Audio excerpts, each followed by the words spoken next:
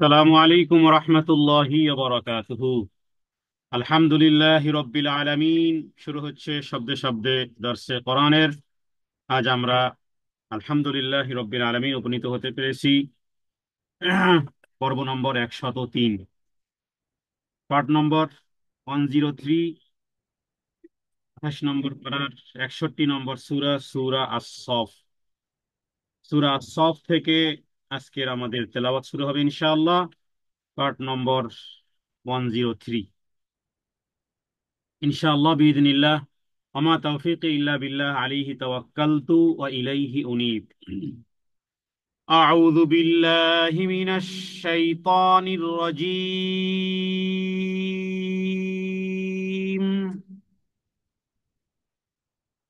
বিসমিল্লাহির রহমানির রহিম।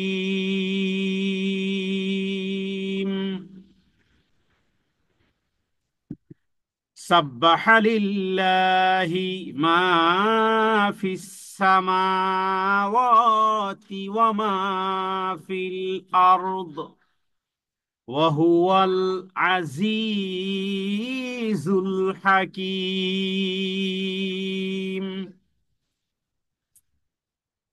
সূরাতুস সফ। সফ মানে হলো সারিবদ্ধ। সফ মানে সৈন্যদলের সারিবদ্ধ।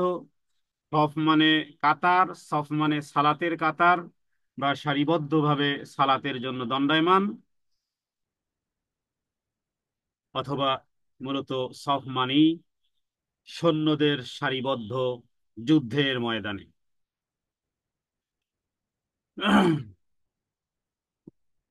শুরু হয়েছে আল্লাহ তাআলার তাসবিহ পাঠের মাধ্যমে। সাব্বাহা ইউসাব্বিহু তাসবিহান, তার মানে তাসবিহ পাঠ করে। লিল্লাহি, আল্লাহ তাআলার জন্য। মা মানে যা কিছু। ফিস সামাওয়াতি ওয়া মা ফিল আরদি, আসমান এবং জমিনের মধ্যে যা কিছু আছে, চাই জীব পদার্থ চাই জড় পদার্থ। হ্যাঁ, কিছু আছে বাড়ে কমে, কিছু আছে বাড়েও না কমেও না, যেমন চেয়ার টেবিল, মৃত্য গাছ ইত্যাদি। কিন্তু এই আয়াত দ্বারা এই আয়াত দ্বারা এটি প্রমাণিত যে সঞ্জীবনী শক্তি থাকুক অথবা না থাকুক, যেটাকে আমরা জড় পদার্থ বলি, যেমন বালুকণা, যেমন শুকনো কাঠ, যেমন শুকনো খেজুরের ডাল, যেমন চেয়ার, যেমন টেবিল ইত্যাদি। পৃথিবীতে যা কিছু দেখি প্রতিটি আলাহ, আলাহ মানে আলাহ বলা হয় প্রতিটি জিনিসকে। প্রতিটি জিনিস, এমনকি এমনকি মাটির বাসনে যে আমরা খাবার খাই, হ্যাঁ, অথবা প্লাস্টিকের, অথবা মেলামাইন, অথবা কাচের, অথবা যেই পাত্রে আমরা পান করি, যেই পাত্রে আমরা খাবার খাই। ইমাম তিরমিজি বিশুদ্ধ সনদে শামাইলে তিরমিজির একাধিক হাদিস রয়েছে। রাসূলুল্লাহ সাল্লাল্লাহু আলাইহি সাল্লাম বলেছেন যে খাবারের পরে যদি প্লেট কেউ চেটে খায়, সেই প্লেটটা 2 টাকার প্লেটও হতে পারে, সেটা টিনের প্লেটও হতে পারে, সেটা নকল স্টিলেরও হতে পারে, সেই প্লেট তার জন্য দোয়া করে। তাহলে এই যেই যে যে প্লেটে খাবার খায়, যে প্লাস্টিকের কম দামের একটা প্লেটও হতে পারে, সেটাও যদি দোয়া করে, তাহলে আর বাকি থাকলো কি? দলিল, সাব্বাহা লিল্লাহি মা ফিস সামাওয়াতি ওয়া মা ফিল আরদ। আসমান এবং জমিনের মধ্যে যা কিছু আছে, যা কিছু আমরা দেখি আর যা কিছু আমরা দেখি না, প্রতিটি প্রতিটি কণা, প্রতিটি বালু কণা আল্লাহ তাআলার তাসবিহ পাঠ করে, শুধু মানুষ ব্যতীত। সাব্বাহা লিল্লাহি মা ফিস সামাওয়াতি ওয়া মা ফিল আরদি। মা ফিস সামাত মানে আসমানের মধ্যে যা আছে, প্রথম আসমান, দ্বিতীয় আসমান, 7 আসমান, যা কিছু আছে। ওমা ফিল আরদি, এবং আসমান এবং জমিনের মধ্যে যা কিছু আছে, 7 আসমান আর 7 জমিন। 7 আসমান আর 7 জমিন, এবং এই দুইয়ের মধ্যে যা কিছু আছে, উপরেও যা আছে নিচেও যা আছে, সব কিছু তাসবিহ পাঠ করে। কার? লিল্লাহি, আল্লাহ তাআলার জন্য তাসবিহ পাঠ করে। ওয়াহুয়াল আজিজুল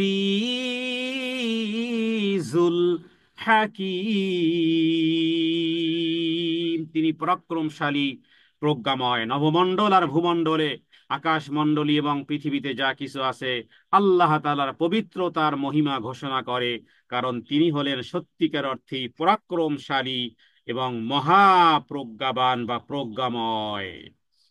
মহাপ্রজ্ঞাবান, মহাপ্রজ্ঞাময়।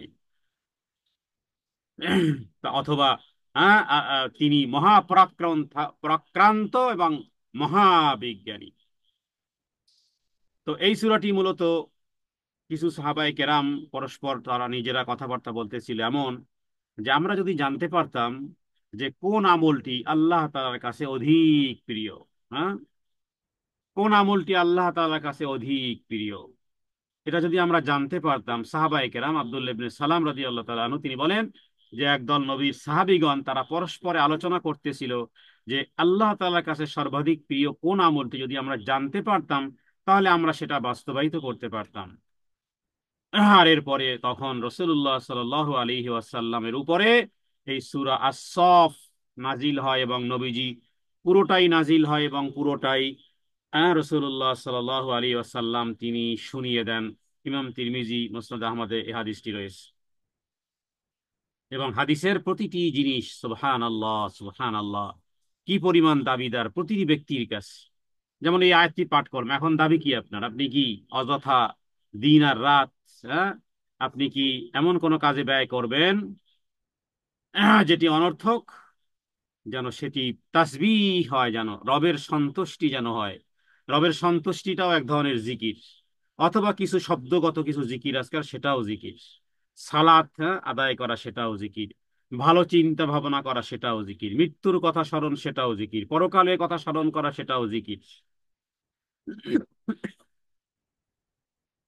তাহলে আসমান আর জমিনের চন্দ্র সূর্য গ্রহ নক্ষত্র নবমণ্ডল আর ভূমণ্ডল যদি তাসবিহ পাঠ করতে থাকে, তাহলে যে আল্লাহ তাআলা আমাদেরকে সৃষ্টি করেছেন, এত সুন্দর অবয়বে আমাদেরকে বানিয়েছেন, এত সুন্দর করে আমরা আমাদের মনের ভাব প্রকাশ করতে পারি।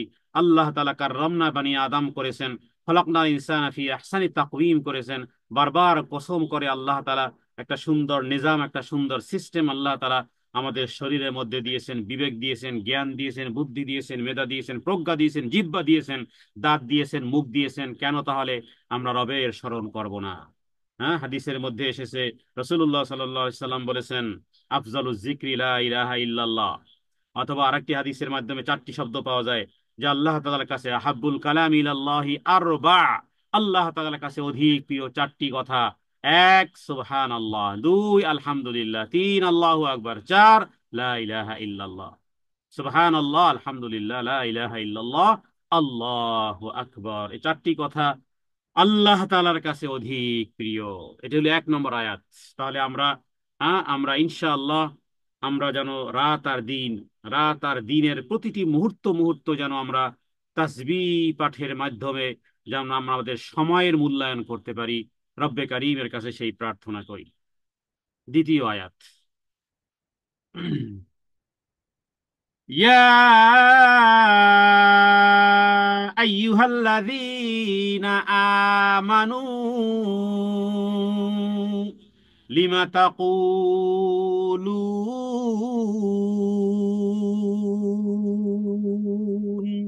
লিমা তাকুলুনা মা লা তাফআলুন। ইয়া আইয়ুহাল্লাযীনা আমানু, ওহে যারা ঈমান এনেছো, ওহে মুমিনগণ যারা আমার উপরে ঈমান এনেছো। হ্যাঁ, ইয়া, ইয়া হরফে নেদা, যেমন হে ব্যক্তি, ও হে, হে তোমরা কোথায়, যারা, এরা তারা কারা? আল্লাযীনা, যারা ঈমান গ্রহণ করেছো। কারণ আল্লাহ তাআলা চান ঈমানদার প্রতিটি ব্যক্তি ঈমানের দাবি যখন পূর্ণই করেছো, ঈমানের দাবি যখন করেছোই, তাহলে ঈমানের দাবিতে অটল থাকো। আর আল্লাহ তাআলা চান যে প্রতিটি ঈমানদার যেন জান্নাতুল ফেরদাউসে পৌঁছে যায়। বিদা নবীজি দোয়াও করতে বলেছেন যে চাইলে জান্নাতুল ফেরদাউসে চাইবে। তার মানে আল্লাহ তাআলা চান, আল্লাহ তাআলা চান বান্দাকে শাস্তি দিতে নয়। রাসূলুল্লাহ সাল্লাল্লাহু আলাইহি ওয়াসাল্লাম চান তার প্রতিটি উম্মত যেন দুনিয়াতে আসার উদ্দেশ্য আর লক্ষ্য, এটা মিশন আর ভিশনকে যেন কমপ্লিট করে যেন আল্লাহর সন্তুষ্টি জায়গায় যায়। অতএব তাদের প্রতি সম্বোধন ভিন্ন ভিন্ন ছিল কোরআনুল কারিমে। আল্লাহ তাআলা সংশোধন পরিশুদ্ধ করতে চান ইমানদারদেরকে। এর মধ্যে একটি বহু বড় একটি বিষয় এবং সবচেয়ে বেশি ভায়োলেশন বলা যেতে পারে যে এই আয়াতটি, সূরা সফের দ্বিতীয় আয়াতের ভায়োলেশন প্রত্যেক ব্যক্তি আমরা করে আসি, কারণ আমরা মুখে যা বলি তা আসলে কর্মে সম্পাদন করি না। মুখে যা বলি সেটা সম্পাদন করি না, কখনো মুখে বলি কিন্তু এরপরে আর ভুলে যাই, আর সেটি করি না। যারা ঈমান এনেছো, লিমা তাকুলুনা,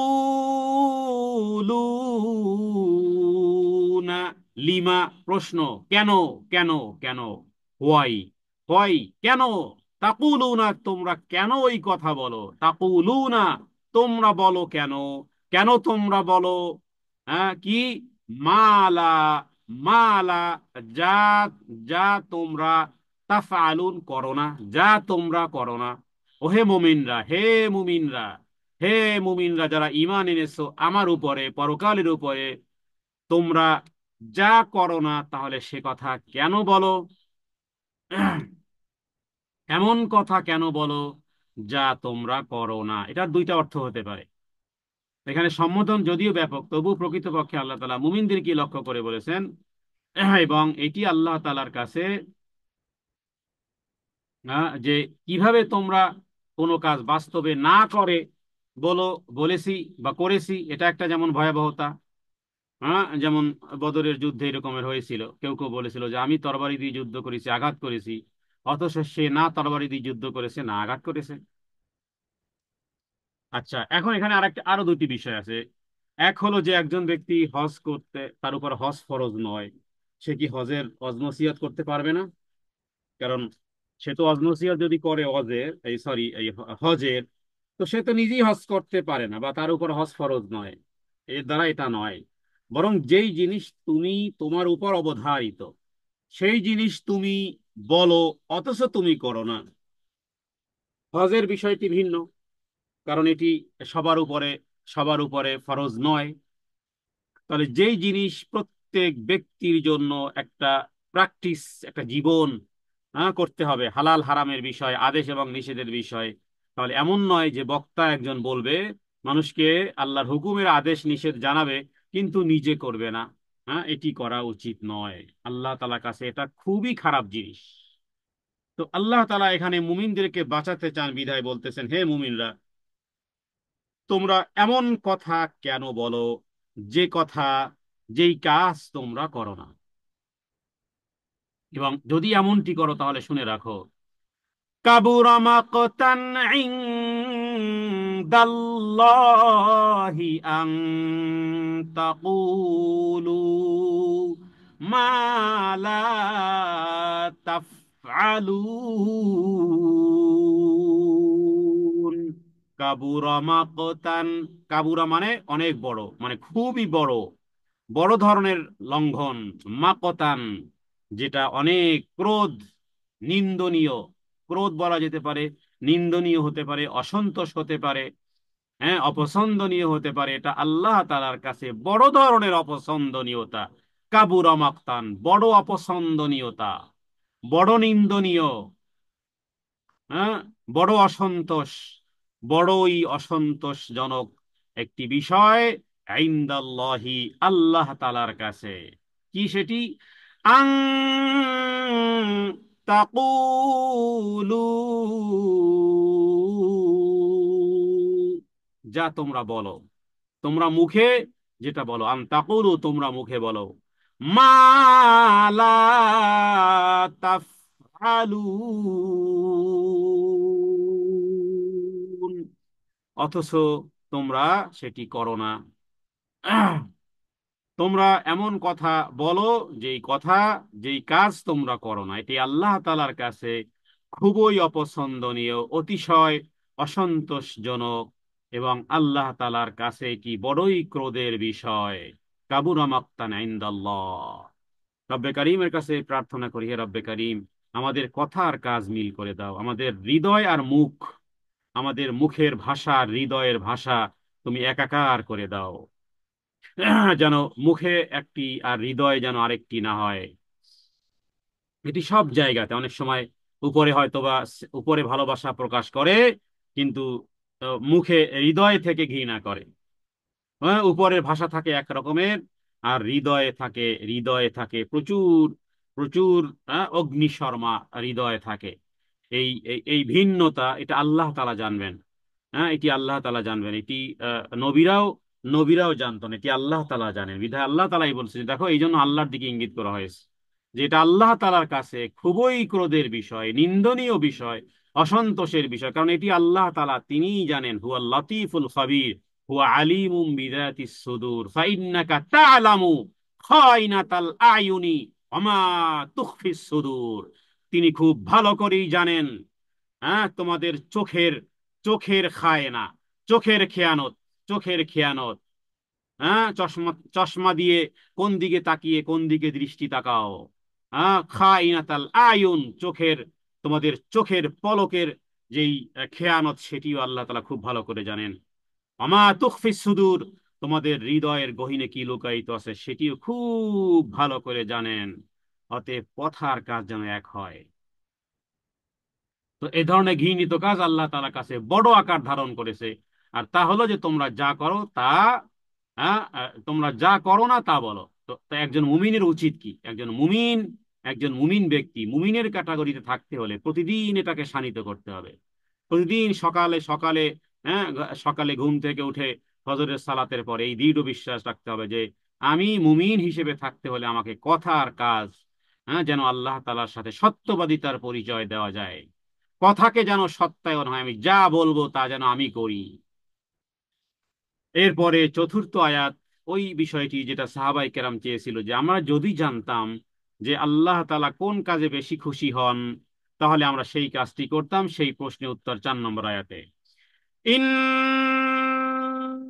ইন্নাল্লাহা ইউহিব্বুল্লাযীনা ইউকাতিলুনা সাবিলি ফি সাবিলিহি সফফান কাআন্নাহুম বুনয়ানুম মারসুস। কান্নাহুম গুন্না হবে, মিম সেখানে পরে বাস, মিম সেখানে বা এবং মিম ব্যতীত সব এজার, বা মিম থাকলে গুন্না। সফফান কাআন্নাহুম বুনয়ানুম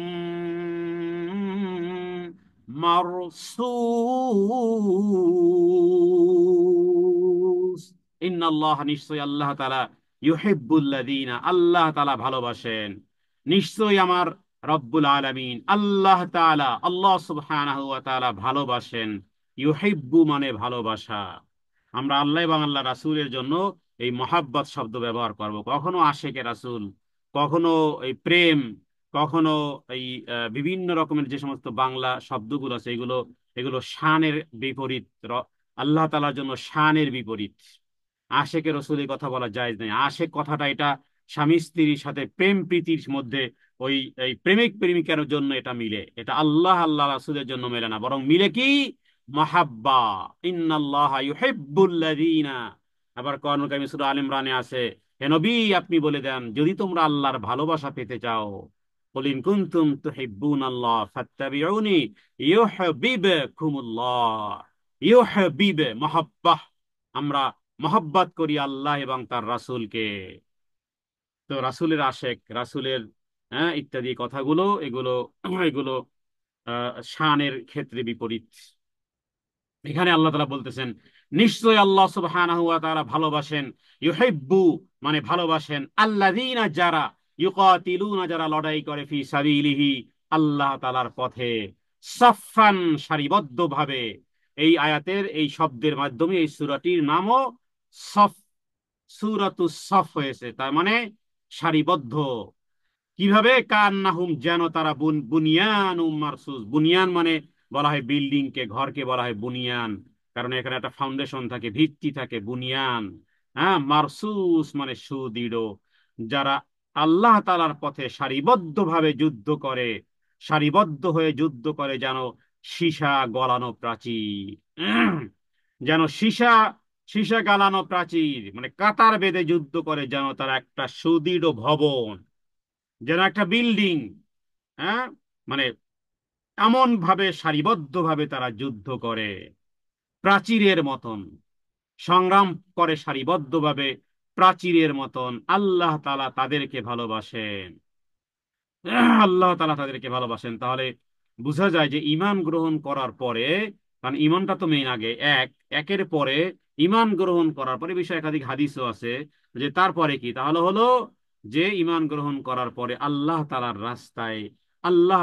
রাস্তায় শাহাদাত বা আল্লাহর রাস্তায় জিহাদ করা, আল্লাহ তাআলার রাস্তায় জিহাদ করা।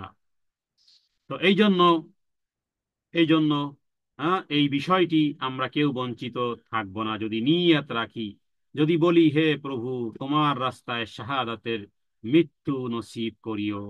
শাহাদাতের তামান্না কেউ যদি না নিয়ে দুনিয়া থেকে চলে যায়, তাহলে সে যেন নেফাকিয়াতের একটা অংশ নিয়ে দুনিয়া ত্যাগ করলো। নাউযু বিল্লাহি মিন যালিক। তো তাহলে আমরা এটা মোটামুটি বুঝলাম যে আল্লাহ তাআলা ওই সমস্ত লোকদের প্রতি অসন্তোষ। নিজেকে কখনো মনে করবেন যে আমার প্রতি আল্লাহ তাআলা অসন্তুষ্ট কিনা।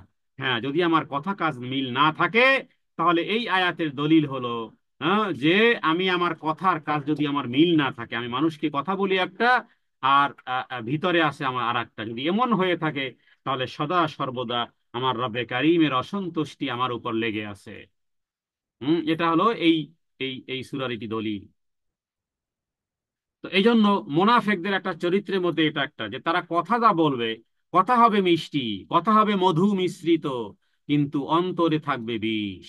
হ্যাঁ, অনেক ভাই অনেক বোন তাদের আছে এরকমের, মুখে যেন কথার ফুলঝুরি, মুখের কথা শুনলে কি মিষ্টি কথা, কিন্তু যখন তার স্বার্থ হাসিল হয়ে যাবে, হ্যাঁ, তখন দেখবেন যে কি পরিমাণ তার তার তার হৃদয়ের তার হৃদয়টা যেন মোতারাজ্জেম, মানে ট্রান্সলেশন করে দিয়েছে তার কর্মটা। কখনো কখনো মুখ দিয়ে বলতে হয় না, হ্যাঁ, তার কর্মটা কি, তার তার সেটা যেন ট্রান্সলেশন হয়ে গেছে, অলরেডি ব্যাখ্যা হয়ে গেছে তার কর্মের মাধ্যমে। তো মুনাফিকদের চরিত্র হলো ওয়াদা করলে ভঙ্গ করবে, কথা বললে মিথ্যা কথা বলবে, আমানত রাখা হলে খেয়ানত করবে। আর অন্য হাদিসে বলা হয়েছে যে এই কাজগুলো যারা করবে, যাদের মধ্যে এগুলো থাকবে, এগুলো হলো মুনাফিকিয়াতের চরিত্র বা অভ্যাস। তো এই কারণে আল্লাহ তাআলার কাছে আমরা প্রার্থনা করি, হে রব্বে কারীম, যেন নেফাকিয়াতের কোনো অংশ, মুনাফিকদের যে চরিত্রগুলো আমরা জানলাম, সেটি যেন কখনোই যেন আমরা না করি। এবং এই আয়াতের ভাইলেশন থেকে আমরা বুঝি যে কতটা সতর্কতা হতে হবে। হাদিস থেকে একটি হাদিসে আমাদেরকে, বিশেষ করে মায়েদেরকে, বিশেষ করে বাবাদেরকে, ছোট বাচ্চা যাদের ঘরে আছে, কখনো মা তার সন্তানকে সান্ত্বনার জন্য বলে ঘুমাও ঘুমাও চকলেট দেব, সত্যিকার অর্থেই তাকে চকলেট দিতে হবে, তা নাহলে মিথ্যাবাদী হবে। কারণ ওই যে কথা আর কাজ মিল নেই, ঘুমাও ঘুমাও চকলেট দেব বললাম, মুখে বললাম, কিন্তু আরে এটা তো বলেছি শুধু ঘুম পাড়ানোর জন্য। তাহলে এটা তো বলতে পারতাম যে ঘুমাও ঘুমাও, হ্যাঁ, কিছু দিব, কিন্তু যদি কোনো জিনিসের কথা বলে থাকে তাহলে সেই জিনিস দিতে হবে। হ্যাঁ, এই বিষয়ে হযরত আব্দুল্লাহ ইবনে আমের ইবনে রাবিয়া থেকে একটি হাদিস বর্ণনা করা হয়েছে যে রাসূলুল্লাহ সাল্লাল্লাহু আলাইহি ওয়াসাল্লাম, ইমাম আহমদ এবং ইমাম আবু দাউদ এই হাদিসটি এনেছেন। খুব ভালো করে খেয়াল করুন যে নবীজি তাদের ঘরে আসলেন এবং তিনি বলেন যে ওই সময় আমি নাবালক ছিলাম, খেলা করার জন্য, খেলাধুলার জন্য আমি বের হলে আমার মা আমাকে ডাক দিয়ে বলল, হে আব্দুল্লাহ, হে আব্দুল্লাহ, আসো আসো, তোমাকে আমি কিছু দিব। তখন নবীজি আমার মাকে জিজ্ঞেস করলেন যে সত্যি কি তুমি তোমার সন্তানকে কিছু দিতে চাও? উত্তরে আমার মা বলল যে জি হ্যাঁ, আমি ওকে একটি খেজুর দিতে চাই।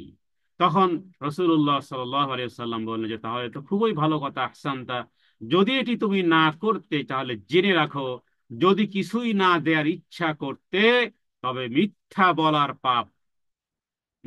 বলার পাপ তোমার আমল নামাতে লেখা হতো, কিয়ামতের দিন তোমাকে মিথ্যাবাদিনী হিসেবে গণ্য করা হতো।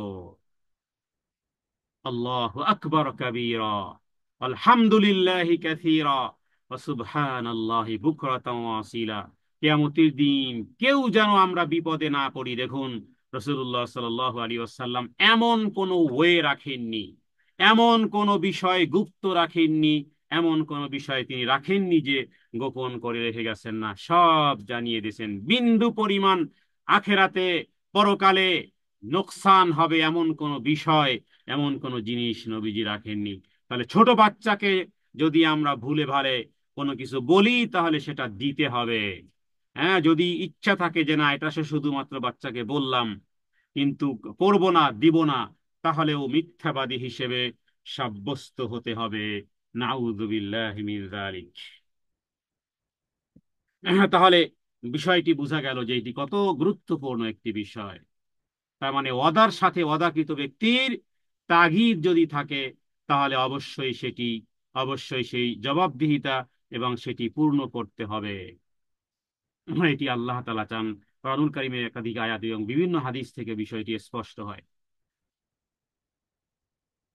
তাহলে আবারও কথা বলবো যে কথা এবং কাজ যেন আমাদেরকে এক হয়, তাহলে আল্লাহ তাআলার সন্তুষ্টি থাকবে, আর তা না হলে আল্লাহ তাআলার অসন্তুষ্টি আমাদের জন্য থাকবে। সেটাই আল্লাহ বলেছেন যে তোমরা যা করো না তা কেন বলো। জি। এরপরে এই সাথে আরেকটি হাদিস, তিন ব্যক্তির মুনাফিকদের চরিত্রে তিন কথা বললাম, সেই সাথে সাথে তিন প্রকারের লোকের কথাও হাদিস থেকে এভাবে পাওয়া যায় যে তিন ব্যক্তিদেরকে আল্লাহ তাআলা, রাসূলুল্লাহ সাল্লাল্লাহু আলাইহি ওয়াসাল্লাম বলেছেন যে আল্লাহ তাআলা তিন প্রকার লোককে দেখে আল্লাহ তাআলা সন্তুষ্টি প্রকাশ করেন। আবার কোন হাদিসে এসেছে যে আল্লাহ তাআলা হেসে থাকেন। তাহলে এর মধ্যে কাতারবন্দি যারা হয়, সালাতের জন্য যারা কাতারবন্দি বা সারিবদ্ধ হয়, এক, দ্বিতীয় হলো যুদ্ধের জন্য যারা সারিবদ্ধ হয়, তৃতীয় যারা রাতে উঠে তাহাজ্জুদের সালাত আদায় করে। রাতে উঠে ঘুম থেকে উঠেছে শুধুই সালাতের জন্য, ঘুম থেকে উঠেছে তাহাজ্জুদের সালাত আদায় করার জন্য, এই ব্যক্তিকে দেখে আল্লাহ তাআলা হাসেন। দ্বিতীয় যে সালাতের জন্য কাতারবন্দি বা সারিবদ্ধ হয়েছে, হ্যাঁ, আবু সাইদ খুদরি থেকে এই হাদিসটি পাওয়া যায় যে আল্লাহ তাআলা তাদের এটি দেখে হাসেন। অনুরূপভাবে যুদ্ধের জন্য যারা সারিবদ্ধ হয়, তাহলে এর মধ্যে আমরা সালাতের জন্য কাতারবদ্ধ হওয়াটাকে খুব আনন্দ চিত্তে গ্রহণ করব, এবং রাতে উঠে সালাত তাহাজ্জুদের জন্য যদি করতে পারি, যদি পড়তে পারি, তাহলেও সাথে সাথেই আল্লাহ তাআলার সন্তুষ্টি আমরা পেয়ে যাব।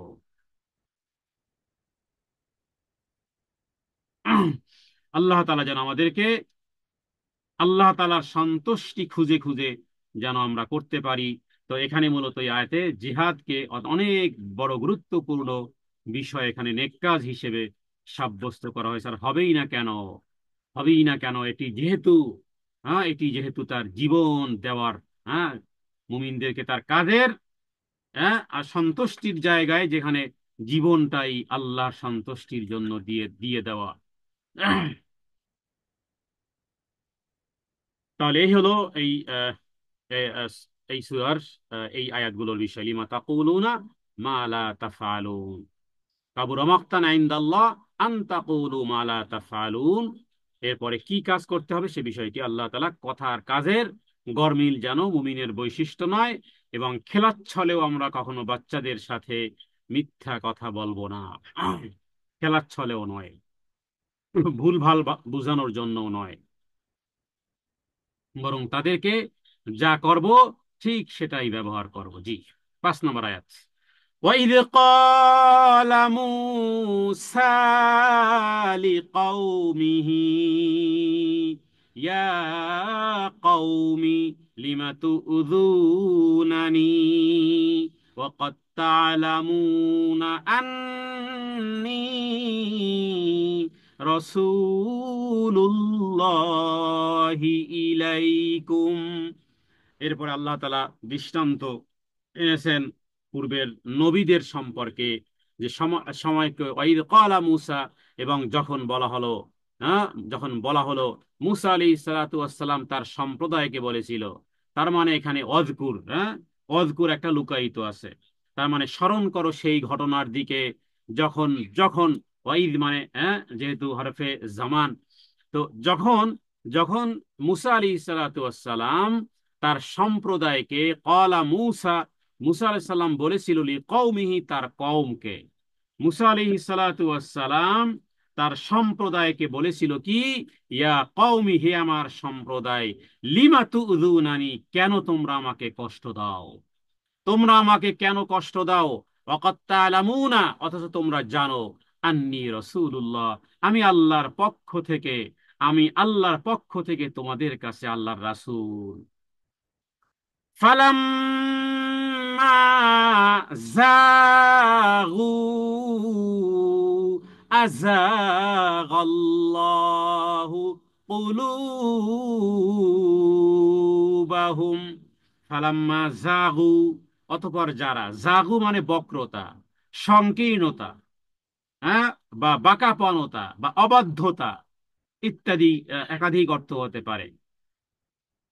যে যারা বাঁকাপনতা বা বক্রতা অবলম্বন করেছে, ফালাম্মা জাগু, যারা বক্রতা অবলম্বন করেছে, সত্য জিনিস জানার পরও দেখবেন মতের বিপরীত, স্বার্থের বিপরীত হয়ে গেছে, আব্বাস আমি আর ধারে কাছে নেই। কিন্তু এর আগে দেখবেন, হ্যাঁ, যদি জিজ্ঞেস করলে আল্লাহ রাসূলের সন্তুষ্টি কথার মুখে খই ফুটাবে, কিন্তু স্বার্থের বিপরীত কিছু হয়ে গেছে, আর ধারে কাছে নেই। তো এটি সংকীর্ণতা, এটা হৃদয়ের সংকীর্ণতা, বাঁকাপনতা, এগুলো বাঁকাপনতা। তারা জানে যে সে আল্লাহর রাসূল, হ্যাঁ, মুহাম্মদ সাল্লাল্লাহু আলাইহি সাল্লাম যে আল্লাহর রাসূল, প্রত্যেক ব্যক্তি জানতো, প্রত্যেক ইহুদির বাচ্চা জানতো, অনুরূপ ভাবে প্রত্যেক মুশরিকও জানতো, আবু জেহেল, আবু লাহাব, উতবা, তারাও জানতো।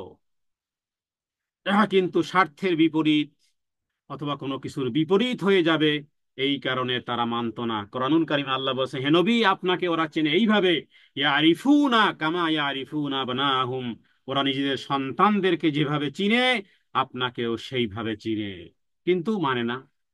তো এরা এই বাঁকাপনাত অবলম্বন করেছে, এর দ্বারা কি হবে, আযাগাল্লাহু কুলুবাহুম, আল্লাহ তাআলা তাদের হৃদয়কেও বাঁকা করে দিবেন। অতঃপর তারা যখন বক্রতা অবলম্বন করেছে, আল্লাহ তাআলাও তাদের অন্তরকে বক্র করে দিবেন।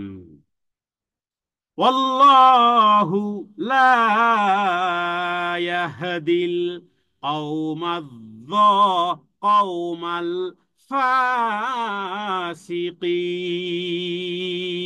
ফাসিকিন। আর আল্লাহ তাআলা অবাধ্য, ফাসিকিন মানে ফাসেক মানে ফাসিকি, অবাধ্য, এদেরকে আল্লাহ তাআলা হেদায়েত প্রাপ্ত করেন না। হ্যাঁ, তার মানে জানা সত্ত্বেও সত্য থেকে মুখ ফিরিয়ে নিলে, হকের পরিবর্তে বাতেল, ভালোর পরিবর্তে মন্দ, ইমানের পরিবর্তে কুফরির পথ যারা অবলম্বন করবে, আল্লাহ তাআলার শাস্তি স্বরূপ প্রথমে তাদেরকে, তাদের অন্তরকে সব সময়ের জন্য হেদায়েত থেকে ফিরিয়ে দিবেন। কারণ এটাই হলো আল্লাহ তাআলার চিরাচরিত বিধান। অব্যাহতভাবে কুফরি করে যাবেন, অব্যাহতভাবে গুনাহ করেই যাবেন, অব্যাহতভাবে ভ্রষ্টতার উপরে অবিচল থাকবেন, অন্তঃকরণে মোহর লেগে যাওয়ার কারণ হয়ে যায়। একটা সময় তওবার দরজা বন্ধ হয়ে যায়, তওবা আর জীবনে নসিব হয় না। ওকে যতই ধর্মের কাহিনী শুনান না কেন, ওই চোরের চোরের মতন আর কি, চোরকে যতই ধর্মের কাহিনী শোনাবেন, চোর যদি যায় শ্বশুর বাড়ি, চোরের মনে বড় আড়ি, ফাঁক পাইলে করে চুরি, আপন পর মানে না, আপন পর মানে না, যদি সেই রকমের চোর হয় আর কি। তো এটা যারা এইভাবে করে অব্যাহতভাবে গুনাহের উপর, যাদের যাদের অন্তঃকরণকে নিষ্কাশন, যাদের অন্তঃকরণকে ফিল্টারিং করার কোনো পন্থা পদ্ধতি, কখনো সংশোধন, কখনো রবকে বলে না, হে রব, ভুল ভুল হয়ে গেছে, ক্ষমা করে দাও, হ্যাঁ, কখনো কখনো ইস্তিগফার পাঠ করে না, কখনো অনুশোচনা আসে না, কখনো অনুশোচনা আসে না যে একটা লোককে থাপ্পড় মারলাম, একটা লোককে যে কটু কথায় তাকে যে ধরাশায়ী করলাম, হ্যাঁ, ইত্যাদি, যে মনে কষ্ট দিলাম, কোনো কিছুই যায় আসে না, কিছুই যায় আসে না। তার মানে কি? তার মানে হলো অন্তঃকরণে তোমার মোহর লেগে গেছে, অন্যায়, কুফরি, জুলুম, অত্যাচার, হ্যাঁ, সব যেন, এগুলো পরিবর্তনের কোনো চিন্তা ভাবনা নাই, বরং এটা হলো পাপাচারী হিসেবে সাব্যস্ত হয়ে গেছে। আর এরকম যদি হয়ে যায় তাহলে অত্যন্ত ভয়াবহ এই আয়াতের শেষের অংশটি, যেটি আল্লাহ তাআলা যেন স্টাম্পিং করে দিয়েছেন। স্টাম্পিংটা কি? আল্লাহু লা ইয়াহদিল কওমাল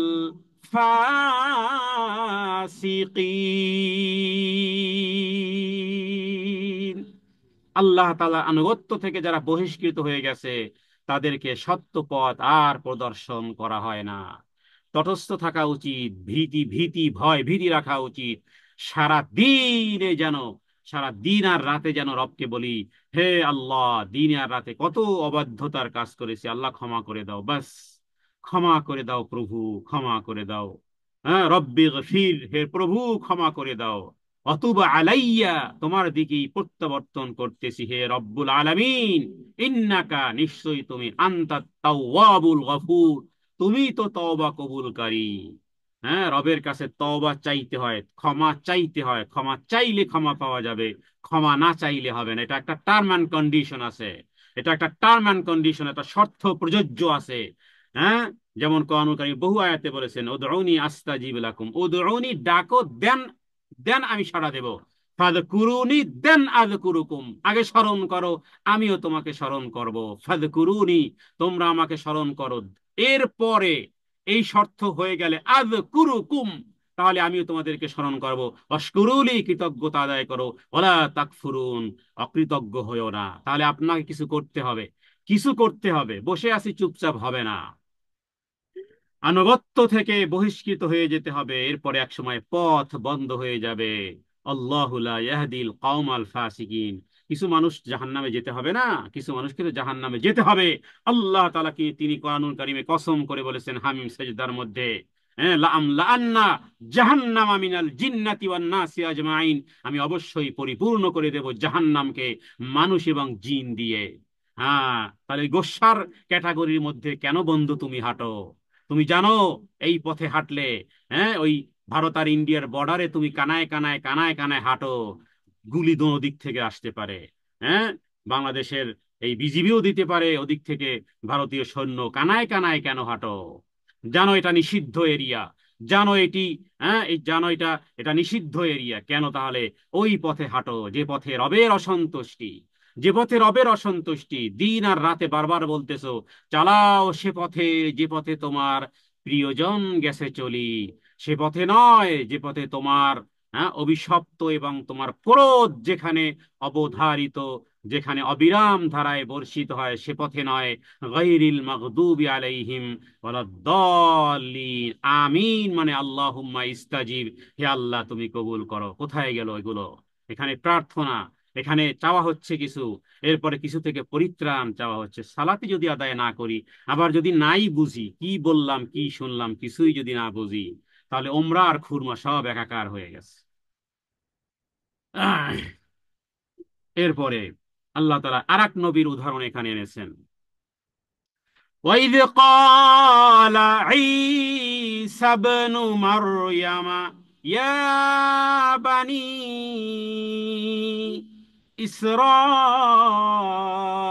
إسرائيل إني رسول الله إليكم مصدقا لما بين يدي من التوراة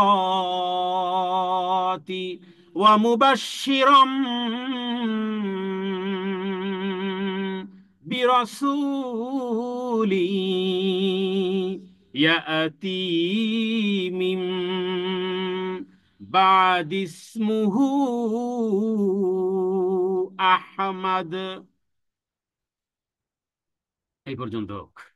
হ্যাঁ, এখানে যেন অযকুর মানে স্মরণ করো, কারণ ইজ যেখানে আসবে অযকুর, হ্যাঁ, অযকুর অযকুর ইব্রাহিম, তো অযকুর ফিল কিতাবি মারইয়াম, এভাবে করে অযকুর দিয়ে যেভাবে আছে, যেন স্মরণ করো। ওয়াইদ ক্বালা ঈসা ইবনু মারইয়ামা, স্মরণ করো মারইয়াম, মারইয়াম, হ্যাঁ, ঈসা ইবনে মারইয়াম, যেহেতু তার বাবা নেই এই কারণে মায়ের দিকে সম্বোধন, হ্যাঁ, মারইয়াম তনয় ঈসা, বা ঈসা ঈসা ইবনে মারইয়াম, ঈসা ইবনু মারইয়াম, মারিয়ামের পুত্র ঈসা, ইবনু মানে পুত্র। দেখুন কোরআনুল কারিমে, কোরআনুল কারিমে নামের বিষয়ে আমরা অনেক প্রশ্নের উত্তরে দিয়েছি, এখানেও একটা সূত্র পাওয়া গেল। দেখুন নবীদের নামগুলো কিভাবে এসেছে, হ্যাঁ, নবীদের নামগুলো কিভাবে এসেছে। তাহলে আমরা আমাদের সন্তানের নামগুলো কেন বাবার নামের সাথে মিলিয়ে রাখবো না?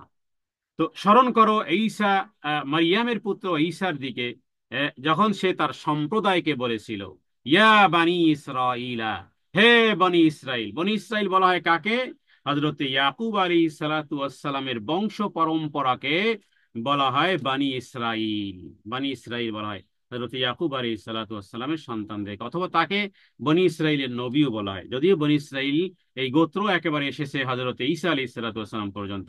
ঈসা আলাইহিস সালাতু ওয়াস সালাম পর্যন্ত শুরু হয়েছে সেই ইব্রাহিম আলাইহিস সালাতু ওয়াস সালামের দ্বিতীয় ঘরের বা প্রথম ঘরের এক সন্তান ইয়াকুব, সরি ইসহাক, ইসহাক আলাইহিস সালাতু ওয়াস সালাম। তাহলে ইসহাক থেকে, কারণ দুই স্ত্রীর মধ্যে এক স্ত্রী সারা আর এক স্ত্রী হলো হাজেরা, হাজেরার গর্ভ থেকে এসেছে ইসমাইল, আর একজন মাত্র নবী, আর দ্বিতীয় নবী হলেন মুহাম্মদ সাল্লাল্লাহু আলাইহি ওয়াসাল্লাম। এ হলো ইব্রাহিম আলাইহিস সালাতু ওয়াস সালামের দিকে আমরা সম্পর্কিত কিভাবে, যে আমাদের নবী মুহাম্মদ সাল্লাল্লাহু আলাইহি সাল্লাম, আর তার জাদ্দে জাদ নবী হলো হযরতে ইসমাইল আলাইহিস সালাতু ওয়াস সালাম, আর তার বাবা হলেন ইব্রাহিম আলাইহিস সালাতু ওয়াস সালাম। তো আমরা এইভাবে সম্পৃক্ত। আর অন্যান্য যারা ইহুদি এবং খ্রিস্টানেরা বা বনী ইসরাইলের মধ্যে হাজার হাজার নবী এসেছে, এমনকি ঈসা আলাইহিস সালাতু ওয়াস সালামের অনুসারীরা, মুসা আলাইহিস সালামের অনুসারীরা, দাউদ আলাইহিস সালামের অনুসারীরা, তারপরে জাকারিয়া, সমস্ত নবীগণ, জাকারিয়া সুলাইমান থেকে শুরু করে সমস্ত নবীরা ওই বংশের মধ্য থেকে। তাহলে এখানে হজরতে হজরতে ঈসা আলাইহিস সালাতু ওয়াস সালাম তিনি তার কওমকে বললেন, হে বনি ইসরাইল, আমি তোমাদের প্রতি আল্লাহ তাআলার রাসূল, আমি তোমাদের প্রতি, হ্যাঁ, ইন্নী রাসূলুল্লাহ ইলাইকুম, আমি তোমাদের প্রতি প্রেরিত হয়েছি আল্লাহ তাআলার রাসূল, মুসাদ্দিকাল লিমা বাইনা ইয়াদাইয়া মিনাত তাওরাতি ওয়া মুবাশশিরান বিরাসূল। মুসাদ্দিকাল লিমা, সত্যায়নকারী কোন জিনিস? হ্যাঁ, যেটা বাইনা ইয়াদাইয়া মিনাত তাওরাত, আমি তাওরাতের সত্যায়নকারী, মানে আমার পূর্ববর্তী যে তাওরাত যে কিতাব আছে সেটার সত্যায়নকারী। এবং দেন আমি একজন কি অমুবাশশিরান, এবং আমি হলাম একজন সুসংবাদদাতা, বিরসুলিন ইয়াতি মিন বাদি ইসমুহু আহমদ, এবং এটাও আমি সুসংবাদদাতা যে একজন নবী আসবে তোমাদের এর মধ্য থেকে, মানে তোমাদের পরে বা আমাদের পরে একজন নবী আসবে, বাদি মানে আমার পরে, ইসমুহু যেই নবীর নাম হবে আহমদ। তাহলে ঈসা ঈসা আলাইহিস সালাতু ওয়াস সালাম এখানে দুটি জিনিস বলেছেন, যে হে বনী ইসরাইলের লোকেরা, আমি তোমাদের কাছে আল্লাহ রাসূল, এবং আমি তো তাওরাতের সত্যায়নকারী একজন রাসূল এবং সুসংবাদদাতা এটার ব্যাপারে, যে আমার পরে একজন নবী আসবে, যেই নবীর নাম হবে আহমদ। নবীর নাম হবে কি? আহমদ। আমাদের নবীর এক নাম হলো আহমদ, আর এক নাম হলো মোহাম্মদ। কোরআনুল কারিমে আহমদ শব্দটি এসেছে এই সূরা সফের মধ্যে। এটি কত নম্বর আয়াত? এটি 6 নম্বর আয়াত। তাহলে আমাদের নবীর নাম আহমদ, এটা কোথায় পেলাম? সূরা সফের 6 নম্বর আয়াতে আমরা পেলাম যে আমাদের নবীর নাম আহমদ। তাহলে আহমদ নামটি বলা যায় আসমানে বা পূর্বের ধর্মগ্রন্থে আমাদের নবীর নাম হলো আহমদ। আহমদ মানে, আহমদ মানে যার প্রশংসা করা হয়। আর মোহাম্মদ নামটি কোরআনুল কারিমে এসেছে 4 জায়গাতে। তাহলে আমাদের নবীর নাম মোহাম্মদও এবং আহমদও। মোহাম্মদ কোরআনুল কারিমে এসেছে 4 বার, আর আহমদ নাম এসেছে একবার। বাকি বলা যায় যে আসমানে আমাদের নবীজির নাম হলো আহমদ, আর জমিনে তার নাম হলো মোহাম্মদ। কারণ তার চাচা, তার তার তার তার দাদা, তার চাচা যখন ওই সিরিয়াতে গিয়েছিল, তখন এক পাদ্রী তাদেরকে দাওয়াত দিয়েছিল। এরপরে বলেছিল, চিরি তোমাদের এই আরব ভূখণ্ডে একজন ব্যক্তি, একটা শিশুর আবির্ভাব হবে, যার নাম হবে মোহাম্মদ। ওখানে 5 জন সর্দার ছিল। 5 জন সর্দার বলল যে আমাদের বংশে যদি কোনো সন্তান হয়, আমরা তার নাম রাখবো মোহাম্মদ। তো নবীজির দাদা এরপরে আসলেন, আসার পরে এরপরে কি বলে, যখন এই আব্দুল্লাহর ঘরে যখন সন্তান জন্মগ্রহণ করলো, এরপরে তার কাছে যখন খবর দেওয়া হলো বাদি সুয়াইবা, এই দিয়ে আসতেছে ঈদে মিলাদুন নবী। ঈদে মিলাদুন নবী কথাটার অর্থ কি? ঈদ মানে হলো খুশি, হ্যাপি। মিলাদুন নবী মানে নবীর জন্মের খুশি। ঈদে মিলাদুন নবী কথাটার অর্থ হয় নবীর জন্মে খুশি। নবীর জন্মে খুশি করেছিল এই তার চাচা আবু তালেব। কারণ বাদী বাদী ছিল, এক সুয়াইবা নামে এক বাদী ছিল। সে এসে বলল যে আরে আব্দুল্লাহর ঘরে তো সন্তান জন্মগ্রহণ করেছে। এই কথা শুনে সন্তুষ্টি চিত্তে ওই বাদী সুয়াইবাকে আজাদ করে দিয়েছিল। তাহলে বলা যায় মিলাদুন নবী, মিলাদুন নবী মানে নবীর জন্মে খুশি, খুশি পালন করেছিল নবীজির চাচা এবং নবীজির দাদা। কিন্তু কোথায় গেছে? গেছে জাহান্নামে। মিলাদুন নবী পালন করে গেছে জাহান্নামে। অন্যদিকে সিরাতুন নবী, সিরাতুন নবী মানে জীবন, নবীজির জীবন নিয়েছিল হজরতে বেলাল। কোথায় জন্মগ্রহণ করেছিল কারো খবর নেই। মাও ছিল গোলাম, বাবাও ছিল গোলাম। কবে নবীজি জন্মগ্রহণ করেছে তার খবর কে রাখে? কিন্তু বেলাল রাদিয়াল্লাহু তাআলা আনহু তিনি নবীজির জীবনী নিয়েছিল। নবীজির জীবনী নেওয়ার কারণে বেলাল কোথায় আছে? জান্নাতে আছে। নবীজি মিরাজ থেকে এসেই বলেছেন যে আমি আমি মেরাজে গিয়ে ঠক ঠক করে সামনে চলা এক ব্যক্তির পায়ের আওয়াজ শুনে জিবরাইলকে জিজ্ঞেস করে জানতে পারলাম তুমি বেলাল, তোমারই পায়ের আওয়াজ। হ্যাঁ, কি আমল করো হে বেলাল? বলেছিল ইয়া রাসূলুল্লাহ কি আমল করবো, যখনই ওযু করি 2 রাকাত সালাত আদায় করি, ব্যাস। তাহলে আমরা এখানে জানতে পারলাম যে মিলাদুন নবী আর সিরাতুন নবী, আমরা সিরাতুন নবীর মধ্যে মিলাদুন নবী আছে, মিলাদুন নবীর মধ্যে সিরাতুন নবী নেই। এগুলো প্রশ্ন, এগুলো উত্তর, আপনাদেরকে এগুলো জানতে হবে। 100-র মধ্যে 90 আছে, 70 আছে, 60 আছে, 10 আছে, 20 আছে, 80 আছে, 90 আছে। হ্যাঁ, কিন্তু যদি আমি বলি 50-50-এর মধ্যে 100 নেই, 80 নেই, 90 নেই, 60 নেই, 70 নেই। আমরা সিরাতুন নবী গ্রহণ করেছি। সিরাতুন নবীর মধ্যে মিলাদুন নবীও আছে। তার মানে নবী জীবনের ইতিহাস, নবী জীবনের খুশি। হ্যাঁ, কিন্তু যারা সিরাতুন নবী পালন করো, যারা মিলাদুন নবী যারা পালন করো, নবী জন্মের খুশি, ওর মধ্যে সিরাত নেই। কারণ নবীজি তো 40 বৎসরে নবুয়তি লাভ করেছেন। যাই হোক, এখানে আমরা সংক্ষিপ্তভাবে বলবো, এই আহমদ হলো হজরতে ঈসা আলাইহিস সালাতু ওয়াস সালাম। তার কারণ যেহেতু তার আগের নবী, আমাদের নবীর আগের নবী হলো ঈসা আলাইহিস সালাতু ওয়াস সালাম। হ্যাঁ, তাহলে বলে যাবেন না যে আমার পরে বক্তা কে আসবে, আমার পরে মঞ্চে কে আসবে। ঈসা আলাইহিস সালাতু ওয়াস সালাম বলে গেছেন যে আমার পরে একজন নবী আসবে, যে নবীর নাম হবে আহমদ। হ্যাঁ, গোলাম আহমদ কাদিয়ানি বদমাইশ, গোলাম আহমদ কাদিয়ানি আল্লাহর গজব পড়ুক তার উপরে, মিথ্যা নবী দাবিদার। হ্যাঁ, ভারতের এই কাদিয়ানি, ভারতের এই যে গোলাম আহমদ কাদিয়ানি, তো তার সাথে একটা বহস হয়েছিল আতাউল্লাহ বুখারীর সাথে। হ্যাঁ, আতাউল্লাহ বুখারী একজন স্বনামধন্য একজন আলেম। তো মোনাজারা শুরু হলো দলিল আদিল্লাহ দিয়ে, না বললো যে এই তোমার এই তুমি যে এই যে নবুয়তি যে দাবি করেছো, এটা কেন দাবি করো? কি কয়, আমার আমার দাবির পক্ষে কোরআনে দলিল আছে। কি দলিল? কয় এই যে সূরা সূরা সফের এই আয়াত, 6 নম্বর আয়াত।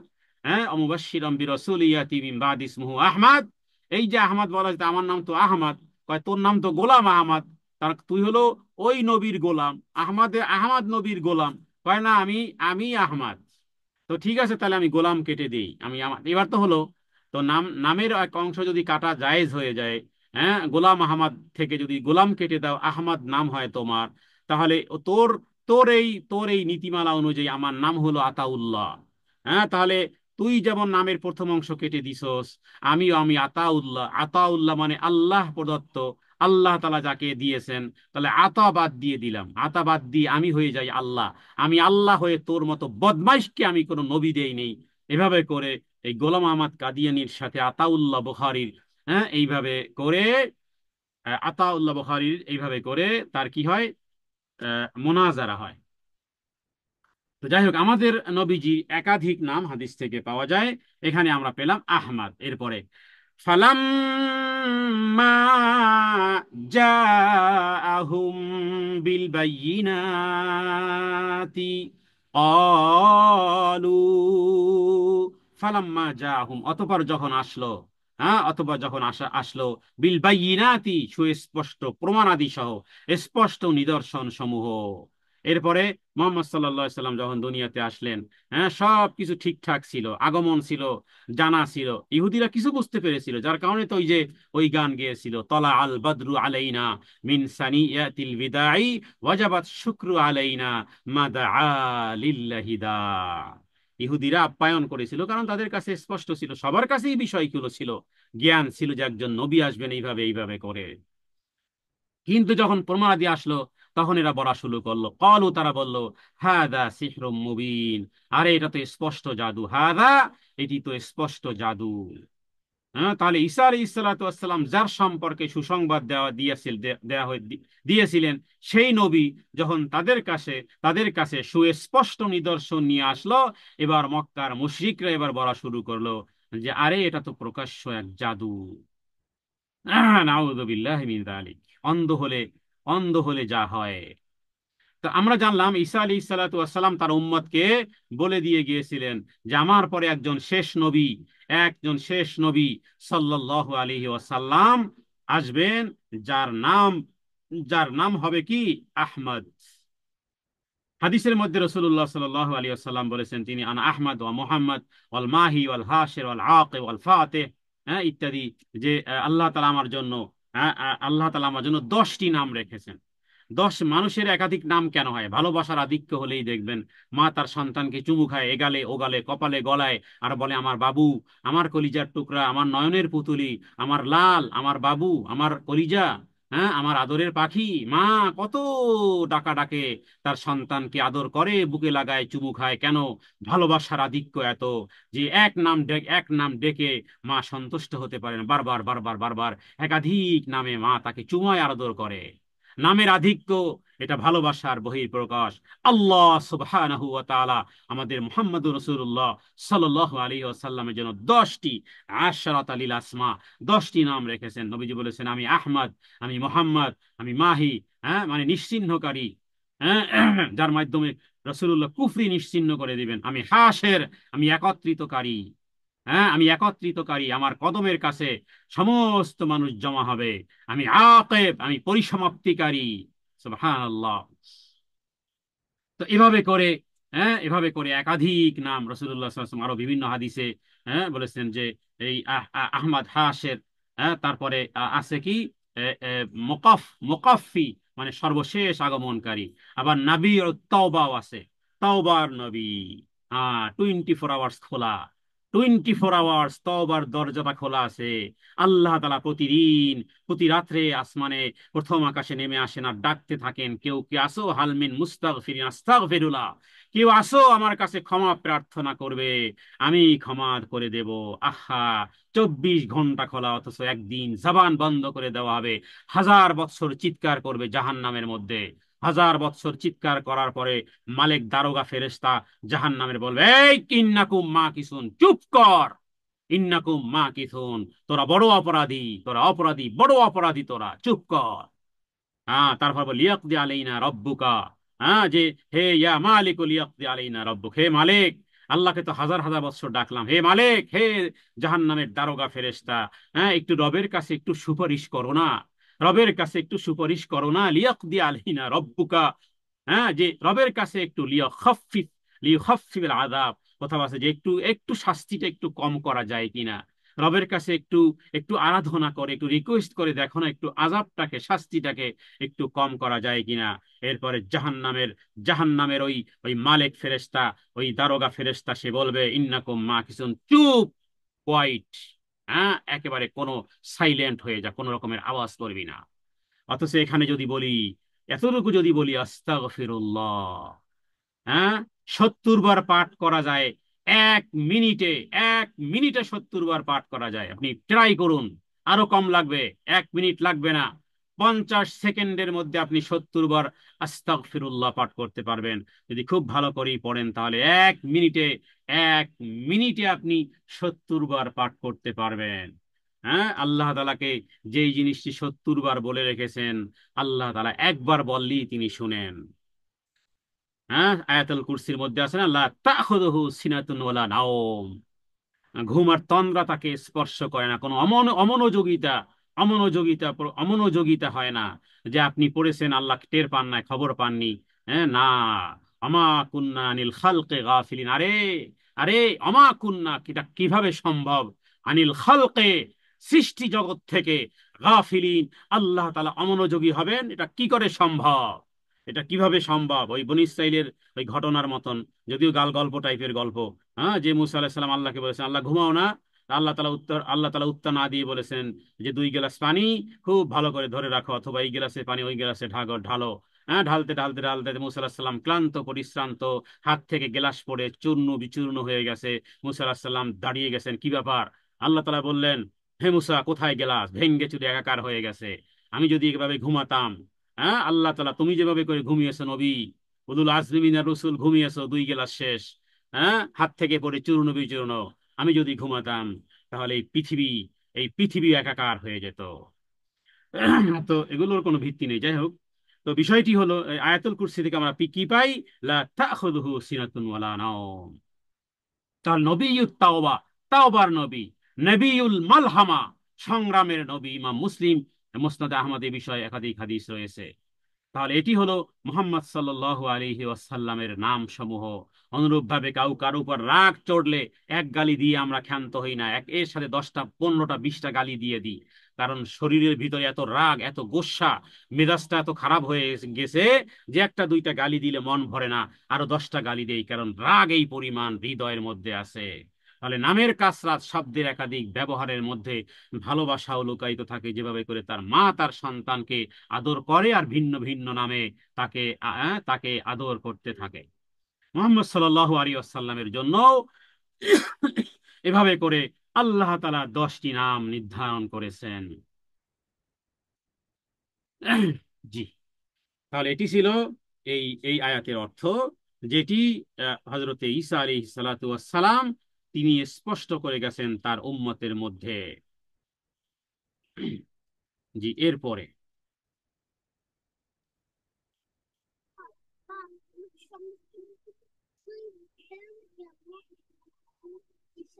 জি 6 নম্বর আয়াতের পরে এরপরে 7 নম্বর আয়াত। 7 নম্বর আয়াত, ওয়ামান আযলামু মিম্মান ইফতারা আলাল্লাহিল কাযিবা ওয়া হুয়া ইউদআ ইলাল ইসলাম আল্লাহু লা ইয়াহদিল কওমায যালিমিন।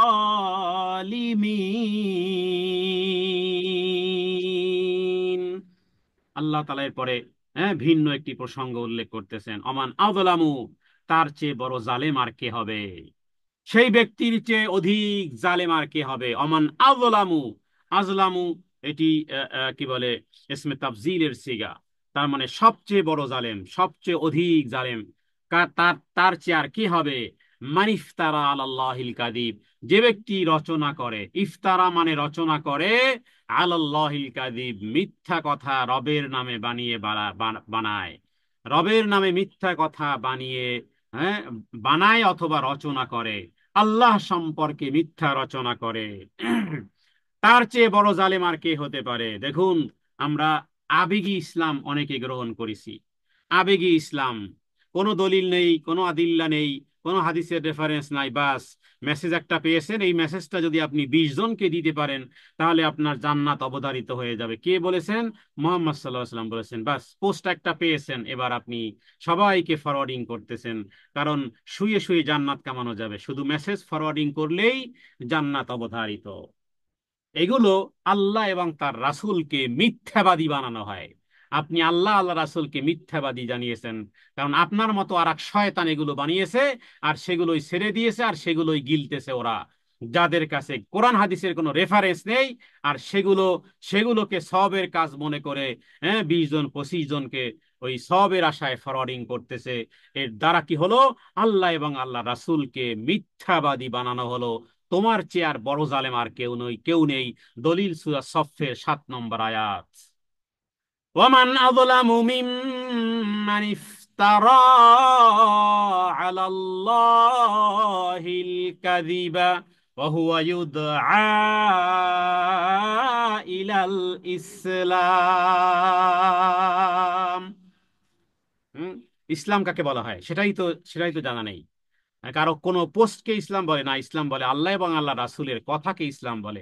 তাহলে আল্লাহ এবং আল্লাহ রাসূল, আল্লাহ তোমার আমার কানের সামনে এসে কথা বলে যাবে না, আর রাসূলুল্লাহ সাল্লাল্লাহু আলাইহি সাল্লামও দুনিয়াতে এখন নেই।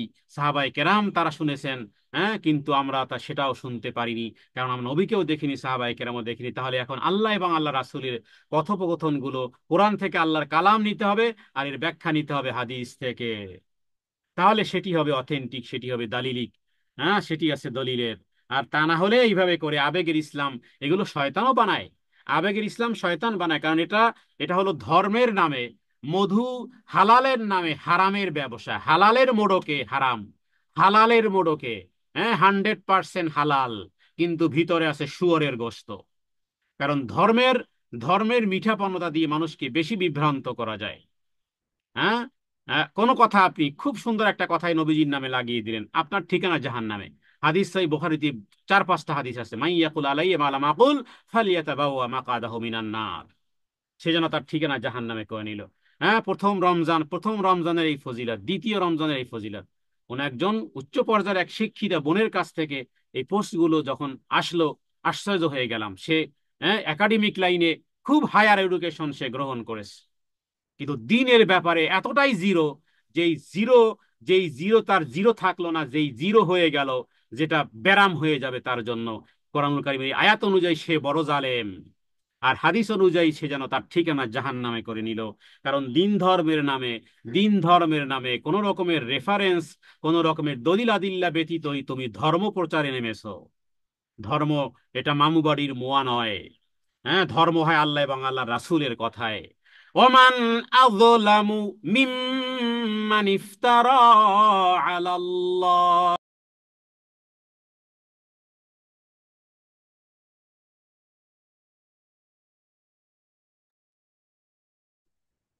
তাহলে এতটা অবহেলা কেন? আল্লাহ তাআলা হেদায়েত দান করুক। ওয়াহুয়া ইউদআ ইলাল ইসলাম, অথচ ইসলামের দিকে আহ্বান করা হয়। আল্লাহ বলেন, আল্লাহু লা ইয়াহদিল কওমাজ জালিমিন। আল্লাহ, এরা এই কাজ যারা করে এরা জালেম। হ্যাঁ, এই জন্যই আমি আগে একটা কথা বলেছি, মাইন্ডে নেওয়ার কিছুই নেই, এরা জালেম, বড় জালেম এরা। আল্লাহ তাআলা এই জালেম সম্প্রদায়কে কখনোই পথ প্রদর্শন করবেন না। হ্যাঁ, ঘুমন্ত ব্যক্তিকে জাগ্রত করা যায়, যে না ঘুমিয়ে ঘুমের ভান ধরেছে তাকে কে জাগ্রত করবে? সব সামনে আছে। 1 কেজি পচা টমেটো নিয়ে তুমি কিনো না, 1 কেজি আলু তুমি কিনতে চাও না যে পচা আছে কিনা। কিন্তু দিন ধর্মের নামে কোন হুজুর বলে দিল, রাঙার টুকটুকে কোনো হুজুর বলে দিল, বাস সেটাকে গ্রহণ করে, সেটাকে গ্রহণ করি, সেটাকে আহ্বান করলে। অথচ ডাকা হয়েছিল ওয়াহুয়া ইউদআ ইলাল ইসলাম। ইসলাম হলো আল্লাহ এবং আল্লাহ রাসূল যা বলেছেন, এদিকে নেই। বাস অন্যান্য মানুষের লিখিত কিতাবাদি পড়তে পড়তে কত গর্ব করে, জীবনে অনেক কিতাব পড়েছি। কতখান কিতাব পড়েছো তুমি? একখান কিতাবই তো পড়ো নাই তুমি। একজন নবীজির জীবনী তো তুমি পড়ো নাই, যেটা দরকার ছিল। অন্তত পক্ষে অন্তত পক্ষে নবীজির জীবনী তো পড়াটা দরকার ছিল। দরকার ছিল আল্লাহর কালাম উল্লাহ পড়াটার জন্য। দরকার ছিল স্বর্ণালী উপদেশ রাসূলুল্লাহ সাল্লাল্লাহু আলাইহি সাল্লামের। এই তিনখানা কিতাবই তো পড়া, এই তিনখানা কিতাবই তো পড়ো নাই। আবার বাহাদুরি করো, বহু বহু কিতাবাদি পড়েছো, একাডেমিক লাইনে হাজার হাজার কিতাব পড়েছো। হ্যাঁ, বহু পাণ্ডিত্য অর্জন করেছে। শোনো, তোমার মতন মূর্খ আর কেউ নেই। হলো সূরা রুম 21 নম্বর পারার 6 নম্বর পৃষ্ঠাতে আল্লাহ বলেছেন, ইয়ালামুনা যাহিরাম মিনাল হায়াতিদ দুনিয়া। দুনিয়ার পাণ্ডিত্য অনেক বেশি এদের, কিন্তু হুমানিল আখিরাতি হুম গাফিলুন, পরকাল সম্পর্কে এরা খুবই অজ্ঞ। সুতরাং এরাই হলো জালেম। আল্লাহ বলেন, আল্লাহু লা, প্রথমে শুরু হয়েছে জালেম কারা? আল্লাহ নিজেই জিজ্ঞেস করেছেন, তার চেয়ে আর জালেম কে হতে পারে? কে আল্লাহ? কে আল্লাহ? এত বড় জালেম আল্লাহ আপনি কাকে বলতেছেন? হ্যাঁ, মিম্মান ইফতারা আলাল্লাহিল কাযিব, যে আল্লাহ সম্পর্কে মিথ্যা আরোপ করে, সে হলো বড় জালেম। এরপরে শেষেও জালেম, আগেও জালেম, আয়াতের শুরুতেও জালেম, শেষেও জালেম। আল্লাহু লা ইয়াহদিল কওমাজ জালিমিন। আল্লাহ তাআলা জালেম সম্প্রদায়কে হেদায়েত করেন না। আমরা আল্লাহ তাআলার কাছে প্রার্থনা করি, হে আল্লাহ, এই জালেম সম্প্রদায় থেকে, এই জুলুম থেকে, এই জালেম থেকে, এই ঘৃণ চরিত্র থেকে, এবং যাদেরকে তুমি কন্ডেম করেছো তা থেকে তোমার কাছে পরিত্রাণ চাই, মুক্তি চাই। হে আল্লাহ, আপনি আমাদেরকে জালেমের এই গন্ডা থেকে আপনি আমাদেরকে বের করে দেন। আমরা আনুগত্যকারী, আমরা যেন আল্লাহ এবং আল্লাহ রাসূলের নামে কোনো মিথ্যা কথা না বলি। হাযা মিন্নি ওয়াল ইলমু ইনদাল্লাহ। আল্লাহু আ'লামু বিস-সাওয়াব। ওয়া সাল্লাল্লাহু আলা সাইয়্যিদিনা মুহাম্মাদিন নাবিয়্যিল উম্মি ওয়া আলিহি ওয়া সাল্লিম। আসসালামু আলাইকুম ওয়া রাহমাতুল্লাহি ওয়া বারাকাতুহু।